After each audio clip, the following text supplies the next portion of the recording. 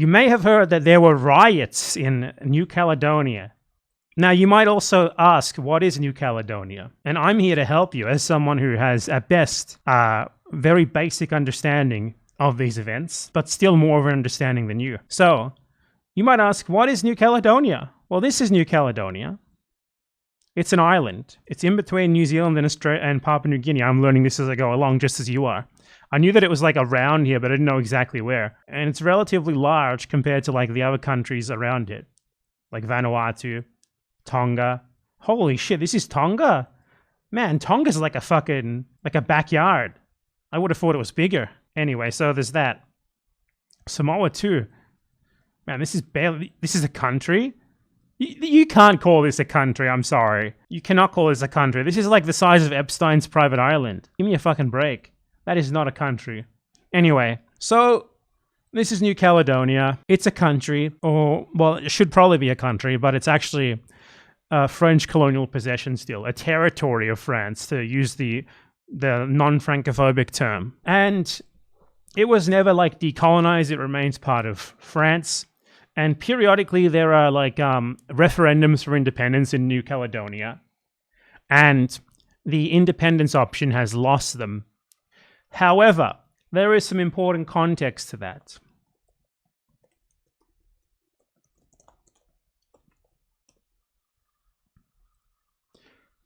If you look at the demographics of New Caledonia, it basically explains the context. So you have Kanak people. These are the like indigenous pre-colonization population of New Caledonia. And they are presently 41% of the census population. Then you have Europeans, 24%. These are like the settlers who came from France and other places in Europe. Great, right? So it would seem to be that the indigenous population outnumbers the Europeans, but it's not really that simple, because the Europeans also brought in a ton of other migrants from their other colonial possessions, etc., or similar to how the British brought in a lot of Indians to their colonies to do like bureaucratic work for them, like educated Indians mostly. For example, in South Africa, there's a population that's usually called coloreds on the census, which is very politically incorrect in like the US, but in South Africa, it's a pretty normal term. And a ton of those people supported apartheid because they were like an integral part of the apartheid system. You know, they weren't at the top of it,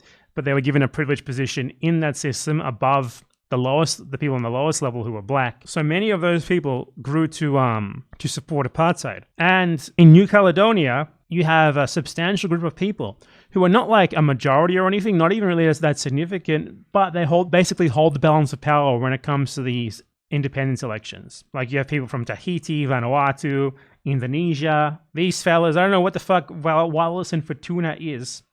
It's a different French island situated between Tuvalu, Fiji, Tonga, and Samoa, okay? So basically, you have the Kanak people who are the indigenous people of New Caledonia.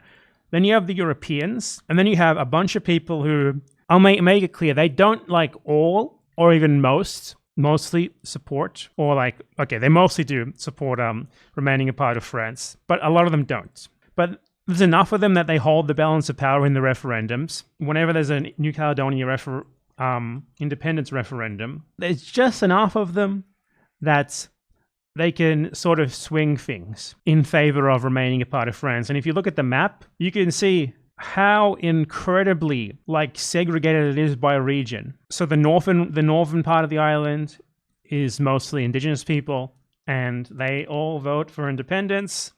And the bottom part of the island, which is far more European, far more other people who moved here from other French colonies and like other parts of the world, is overwhelmingly no. And the way that these independence referendums work is that only people who lived on this island, or who trace their ancestry to people who lived on the island before 1998, are allowed to vote. And the recent riots are happening because, for one, the independence referendums already depend on what the indigenous people view as settlers, basically, who are allowed to vote to remain a part of France when they were implanted on the island in the first place by France. So it's obvious that they don't really see that as very fair, which is fair, and they are right about that. And the French are trying to they're trying to change who's allowed to vote in the independence referendums to include anyone who has lived on the island or who's descended from anyone who's lived on the island for 10 years or more. And this is very unpopular among the indigenous people because they're already a minority in these independence referendums due to the fact that settlers and the other people who they brought over with them have like disproportionate or like obviously are allowed to vote in independence referendums, whereas it's kind of fucky to have a referendum for independence that is dictated by settlers. And it's very funny because a lot of the people I've seen defending these like the fact that New Caledonia is remaining a part of France are like, oh, but if you look at the independence referendums, most people want to remain a part of France. Well, yeah, because they implanted settlers and a bunch of people who like are part of the settler society. Obviously, most of those people want to remain a part of France. And it's funny because those people like will vehemently be like, actually Crimean referendums don't matter, or the opinion of the Crimean people don't matter because they are settlers imported by Russia. Now, it's actually quite different, though, there. Because those people, for one, Ukrainians in Crimea are also settlers, not just Russians. And for two, this happened like 200 years ago, whereas with New Caledonia, a lot of it is more recent. So basically, the reason why there are riots is because of this proposal to change the law to allow anyone to vote in independence referendums as long as they've been there for 10 years or more, or their parents or whatever were there for 10 years or more. And this is going to basically take away any chance that the indigenous people will ever be able to sway the remaining like 4% or whatever it is to vote yes in an independence referendum. And France has been like reacting to these riots by framing them as like due to foreign agitation, which obviously isn't true because the people of New Caledonia have wanted independence for a very long, like the indigenous people of New Caledonia have overwhelmingly wanted independence for a very, very long time. To the point where the vote for independence, when I showed you the last one, you can see 47% almost of the people who voted yes, but the indigenous population is only 41%. So clearly they have managed to sway a lot of people outside of their own demographic to voting yes. And so the French have been trying to frame this as like due to outside agitation, they only want independence because they are agitated by Russia. And also Azerbaijan, which is very interesting, but that's obviously not true. They already wanted independence, and what they are presently protesting against is the fact that France is trying to change the law to make it so that they will never achieve independence by so-called democratic means. Obviously, this is not really democratic, considering it's a system that's set up by the fucking colonial invader and occupier, but that's the gist of why the protests are happening. And Azerbaijan started to like support the Kunak people because Azerbaijan is like trying to like give itself an image as like an anti-colonial power. Like they're trying to frame their war on Armenia and what's it called? I'm going to try to pronounce this in my own way, just from memory, half remembered. Okay, let's see how close I get it. Nagorno K something. How close was I? Oh, it's Nagorno-Karabakh. Okay, there we go. Like, they're trying to frame what they are doing in Nagorno-Karabakh as like an anti-colonial struggle, as like them decolonizing. And a part of their way of doing this is to like latch onto these rather small and thus relatively cheap to support anti-colonial movements, such as that of New Caledonia. Which, I'm sure is appreciated by the people of New Caledonia, but it creates these fucking bizarre moments where you get like New Caledonian independence activists waving Azerbaijan flags, like this fella. But it's not like these people are only protesting because of Azerbaijani agitation. They already thought this. They are against this law for entirely rational reasons, as I just went over.